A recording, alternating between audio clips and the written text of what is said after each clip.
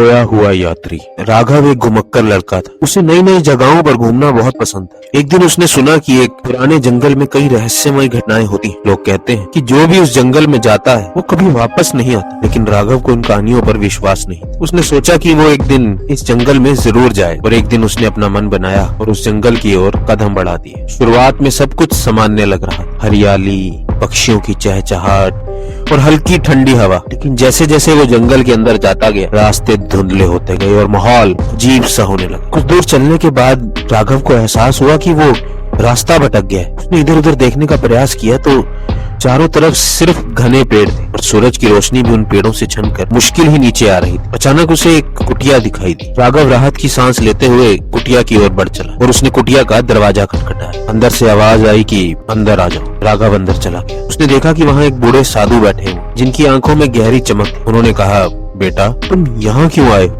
राघव ने कहा कि मैं रास्ता भटक गया हूँ। आप मुझे गाँव लौटने का रास्ता बता सकते हैं? साधु मुस्कुराए और बोले, अगर तुम्हें जंगल से बाहर निकलना है तो 3 रास्ते हैं। एक सीधा जाता है लेकिन वो हमेशा जंगल में ही घूमता रहे। दूसरा बाएं जाता है जहाँ से लौटकर कोई कभी वापस नहीं आया। और तीसरा दाएं जाता है, वहाँ से भी लौटकर कभी कोई वापस नहीं आया। अब राघव सोच में पड़ गया कि वो सही रास्ता कैसे चुने। साधु ने कहा कि अगर तुम अपने मन की आवाज सुनोगे, सही रास्ता खुद ब खुद तुम्हें मिल जाए। राघव उस कुटिया से बाहर आया। उसने आंखें बंद की और सोचना शुरू किया। उसे महसूस हुआ कि जंगल के बीच से ठंडी हवा आ रही है। पत्तों की सरसराहट से उसे ऐसे लगा कि कोई उसे दाएं जाने का इशारा कर रहा हो। उसने दाएं जाने का फैसला लिया। जैसे जैसे वो उस रास्ते पर बढ़ता रहा, हवा तेज होती गई, मगर फिर कुछ ही दूरी पर जाकर धुंध और हवा छटने लगी। राघव ने देखा कि उसे दूर गांव की रोशनी दिखने लगी। वो भागता हुआ गांव की ओर पहुंचा और उसने राहत की सांस ली। जब उसने मुड़कर देखा तो उसे जंगल अब शांत और सामान्य लग रहा। उसने वहां से कुटिया को देखने का प्रयास किया, लेकिन अजीब बात थी, उसे कोई कुटिया नजर नहीं है। राघव सोचने लगा कि क्या वो साधु असली थे या वो उस जंगल की आत्मा थी